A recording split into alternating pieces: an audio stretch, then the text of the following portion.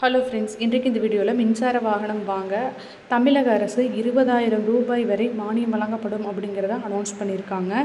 இதன் மூலமாக மின்சார வாகனம் வாங்கும்போது இந்த மானியத்தை பெற முடியும். இது யார் யாருக்கெல்லாம் கிடைக்கும், எங்கே போய் அப்ளை பண்ணுறத, இதை பற்றின டீட்டெயில்ஸை பார்க்கலாம்.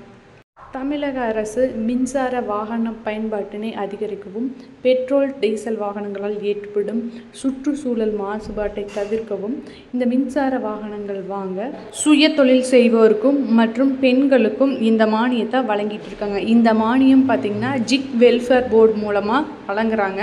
அதாவது உணவு டெலிவரி போன்ற டெலிவரி இன்டர்நெட் பேஸ்டு தொழிலாளர்களுக்கு இந்த மானியத்தை வழங்குறாங்க. அந்த போர்டில் யாரெல்லாம் பண்ணியிருக்காங்களோ அவங்களுக்கெல்லாம் இந்த மானியமானது கிடைக்கும். ஸோ நீங்கள் மின்சார வாகனம் வாங்குறவங்களா இருந்தீங்க அப்படின்னா ஜிக் வெல்ஃபேர் போர்டில் ரெஜிஸ்டர் பண்ணியிருந்தீங்கன்னா இந்த 20,000 மானியத்தை பெற முடியும்.